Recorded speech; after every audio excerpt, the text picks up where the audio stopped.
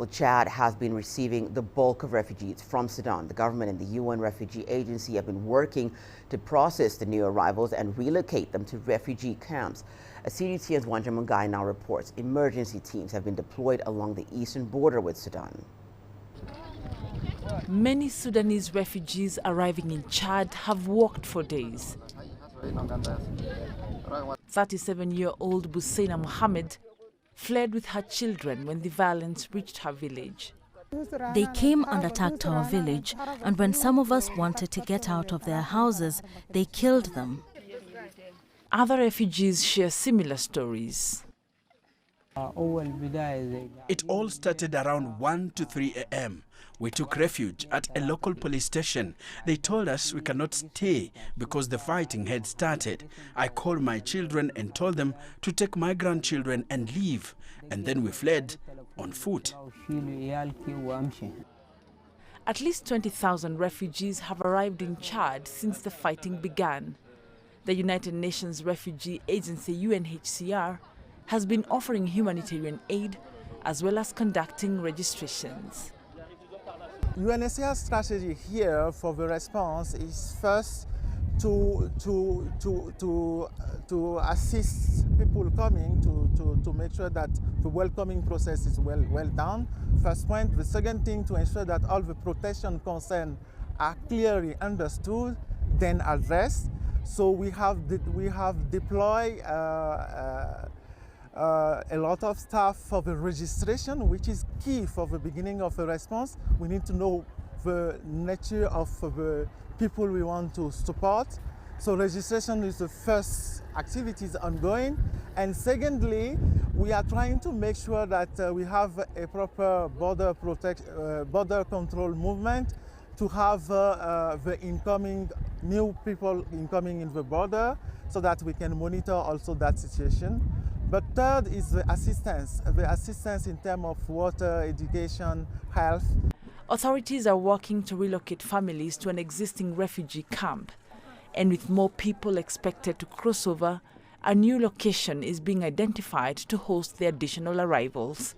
Wanja Mungai, CGTN. For the latest from Sudan, we have Naba Muhyiddin, who is in Madani. Hi there, Naba. Naba, yet another ceasefire pledge in Sudan, followed by the now almost predictable violations that we've been seeing. What have you managed to gather about the latest truce extension, Naba?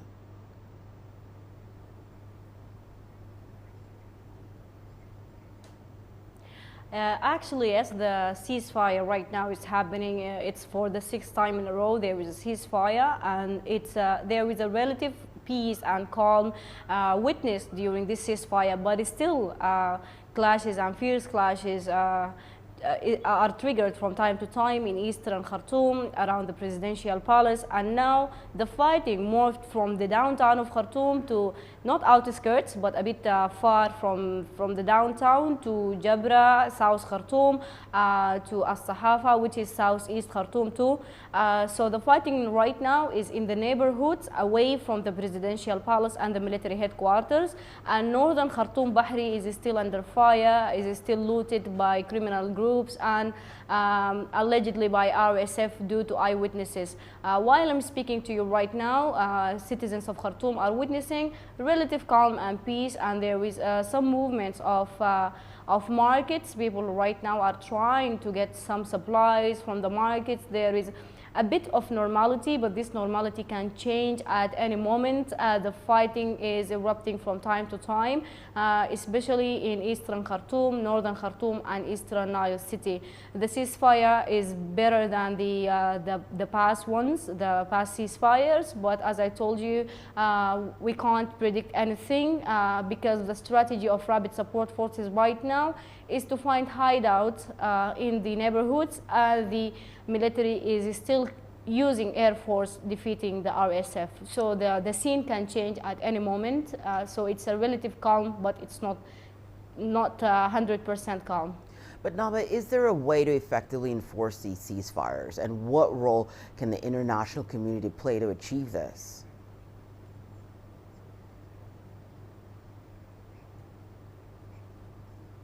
Actually, the international community right now can play a bigger role than before. We saw the international community efforts during the unrest after al-Bashir ousted, and that led to a transitional pact. After that, we saw the international community also imposing sanctions on Sudan again on October 2022 in order to restore the democratic transition. So right now, the role is bigger and the responsibilities are bigger. We are seeing some kind of positive response from the two sides, the military side and the RSF side, to sit on negotiations tables. So the international community should push more on that before the situation right now can change at any moment in negative ways. So pushing on the two military generals and pushing on Sudan authority right now by even waiving with new sanctions or pushing, there is diplomatic efforts can be done, political efforts, and economic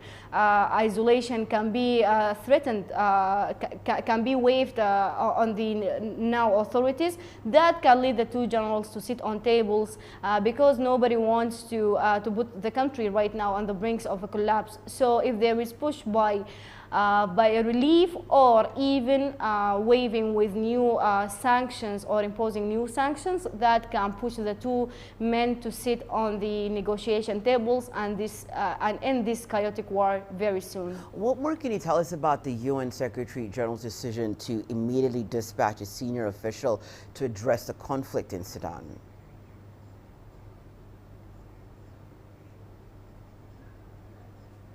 Yes, actually, we heard and we are monitoring these news about very near our visit to the region. We are not sure that the UN will deploy the envoy to Sudan because the airspace is still blocked, and Sudan Civil Authority, Aviation Authority said the airspace will be blocked even for 2 weeks ahead from now, 2 weeks. So we don't think that this visit will be in Sudan unless there is exceptions or there is a positive development on ground, but airspace will be blocked until May 13th. So the visit will be in the region, maybe in South Sudan, maybe in Kenya, or any regional spot very close to Sudan.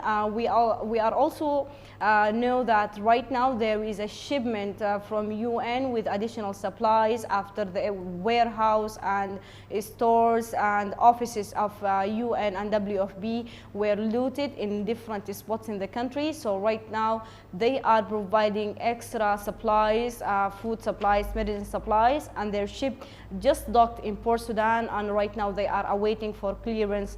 That shipment will definitely help in relieving the humanitarian situation, especially in Port Sudan and in Khartoum.